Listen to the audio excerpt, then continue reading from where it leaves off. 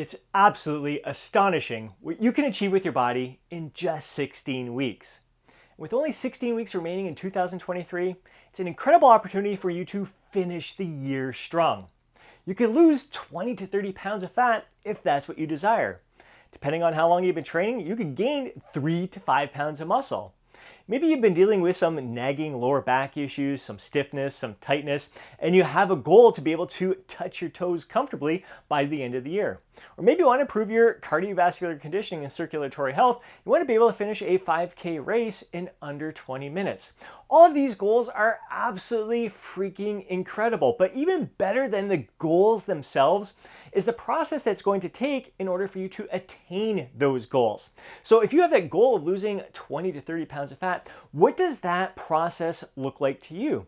Oftentimes, it's going to require you to eliminate some habits that aren't serving you, that are making you kind of feel like crap, really holding you back. Maybe it's something like some late night snacking that you've just been doing mindlessly, even when you're not even hungry. So you're just watching TV, munching on something just because it's what you've been used to doing for months on end, maybe even years on end. And you find yourself going to bed feeling full and bloated, uncomfortable. You got some acid reflux possibly, and just tossing and turning at night so you're not getting a very good night's sleep, and you wake up feeling uncomfortable and your digestive system is out of whack. So eliminating that habit is going to eliminate that crappy feeling within you, and you can replace some bad habits that aren't serving you with good habits that are even better. So let's say you want to improve the quality of nutrition that you're consuming. You want to kind of eliminate some of the processed foods that you're consuming and replace them with some more nutrient-rich foods. So maybe you're used to going for breakfast and having like a coffee and a muffin through the drive-thru there. You're always in a rush, and you decide, you know what, I'm going to make a shake instead. Like for my breakfast shake, I have a cup of homemade kefir, a cup of unsweetened vanilla cashew milk, an assload of spinach, like tons of freaking spinach in there, a banana, and a scoop of protein powder. So loaded with nutrients. The kefir, great for the gut health. So just fantastic. That's going to fuel me throughout the rest of my morning until the next meal. Whereas like that coffee and muffin may give you a little bit of energy initially, but then you crash. So having a nutrient-rich meal, maybe it's an omelet instead. So a good high protein, good quality fats in there, some veggies in there as well. It's going to sustain your appetite and sustain your energy throughout the morning until your next meal or your next snack. So just having that swap in there, replacing a habit, the coffee and the muffin that causes you to crash, with a more nutrient-rich meal that allows you to sustain your energy and your appetite throughout the morning, that's going to allow you to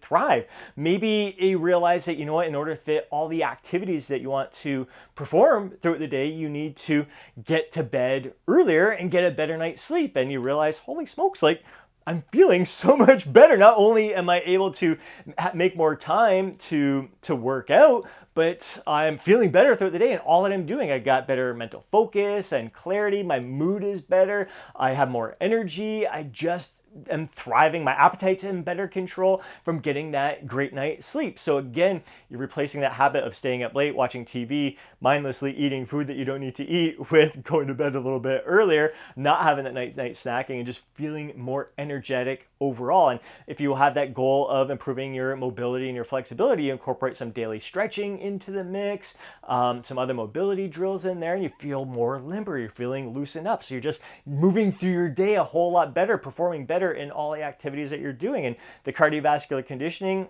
part of the process is getting out for maybe a run, maybe mixing in some bikes. So you're doing some cross training, so you're not experiencing any overuse injuries, and just that mental focus and clarity, you finding that just getting out for that run is allowing you to kind of get in tune with your surroundings, the nature that's surrounding you, and just let go of all the chaos of the day. Or maybe it helps you organize your thoughts from the day as well.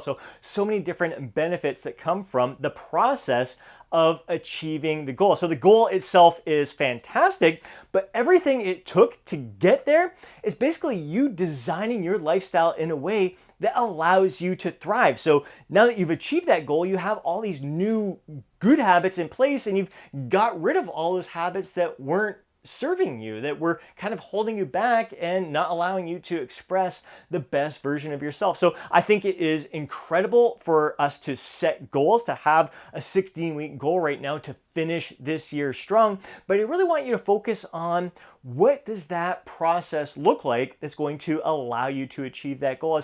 It's less than, I want you thinking beyond just hitting like a certain calorie target to get there. I want you to like design it in a way where you're going to, you're going to thrive. So you see the long-term vision of like after you achieve that goal of losing 20 to 30 pounds or gaining 3 to 5 pounds of muscle or completing a 5K run in under 20 minutes or being able to touch your toes comfortably there and eliminating that lower back pain. Like, what does your life look like beyond that? So right now you're establishing the habits, the routines that's not only going to allow you to achieve that goal, but beyond that goal, you're going to maintain these habits. So it's like a lifelong process of being happy, full, complete, and thriving. So if you have that goal of losing 20 to 30 pounds, like you want to make sure that you're consuming foods and meals that you look forward to consuming, that after you achieve that goal of losing 20 to 30 pounds, you're going to want to continue eating those meals because they allow you to feel your best, sustain your energy, perform your best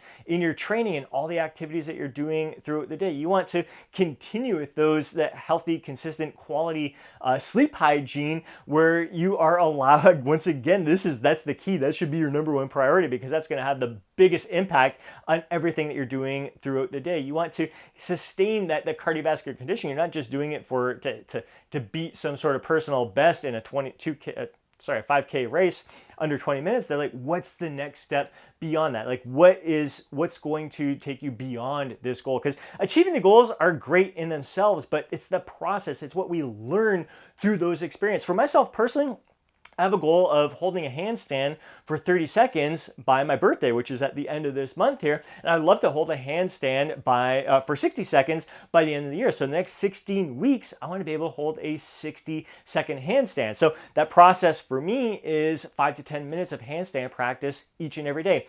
What am I learning about myself through that experience? I'm learning an incredible amount of body awareness, like really controlling, like I'm realizing that, holy smokes, like gripping that floor with the fingertips and the palm of my hand, that's how I'm controlling my balance there and really controlling my pelvis, like realizing if I have that arch in my lower back and my pelvis is all stiff and tight, it really is going to pull me out of whack. I'm not going to be in a nice even stack from my wrists to my elbows to my shoulders to my hips to my knees to my ankles. Like I want everything in a complete straight line. That requires an incredible amount of body awareness and control. So I've been able, just in the short time of practicing handstands, learning to control like my core, like basically in midair, doing like pelvic tilts and everything to get my body in the right positioning, getting my shoulder, like I can't believe the amount of mind muscle connection I now have with my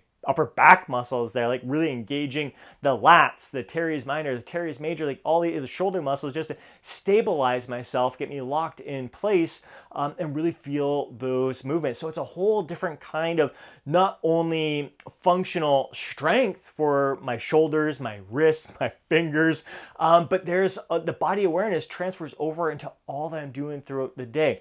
So again, when it comes to your nutrition, like having that awareness of how each meal makes you feel, like what meals allow you to thrive and feel your best, what meals make you feel a little bit more sluggish, or maybe they give you a burst of energy but you crash shortly after. And it's not like you have to completely eliminate all these foods and all these meals, but you limit the amount that you consume them, and most of the time you're consuming foods that allow you to thrive. And when it comes to building muscle, realizing that, all right, it's not just about breaking down my muscles with workouts. It's not about working out more and more and more and harder and harder and harder. It's balancing that muscle damage and recovery. So finding that right amount of sets for you to perform, how many of those sets are taken to failure, how many training sessions per week you're able to recover from, what's the best split that you tend to recover best from. Like how often do you train a muscle group per week? So how do you spread out that training volume for each muscle group throughout the week that allows you to recover your best? How many days off do you need?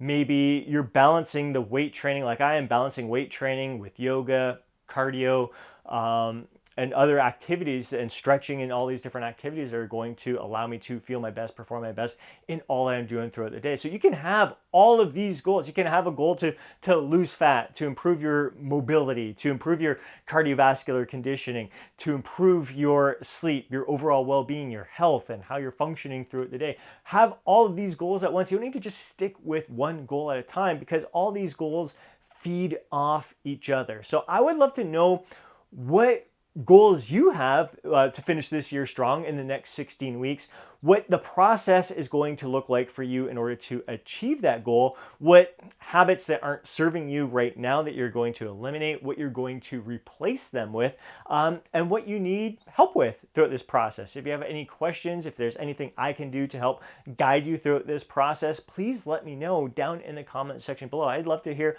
what your journey is going to look like. Don't wait until January 1st to set these goals and start the year strong. You can start the year with new goals after you've achieved these ones right now. I want you to finish this year strong. Like I said, it's absolutely astonishing what you're going to be able to achieve during the next 16 weeks. It can be absolutely not just a body transformation. This is a life transformation. If you are incorporating the activities and the foods and the lifestyle that's going to allow you to thrive, that's beyond, like, that is so much more rewarding than just the 20 to 30 pounds that you're going to lose, or the 3 to 5 pounds of muscle that you're going to gain, or being able to touch your toes, or finish that race in 5K race in 20 minutes. Like, that's a great goal, but how you are going to feel from the lifestyle changes that are required to achieve that goal is going to be so much better and so much more rewarding. So as I'm always saying, focus on the process. The process is where you're going to experience the greatest joy, the greatest rewards, because that's really what's going to set you up for the long-term success.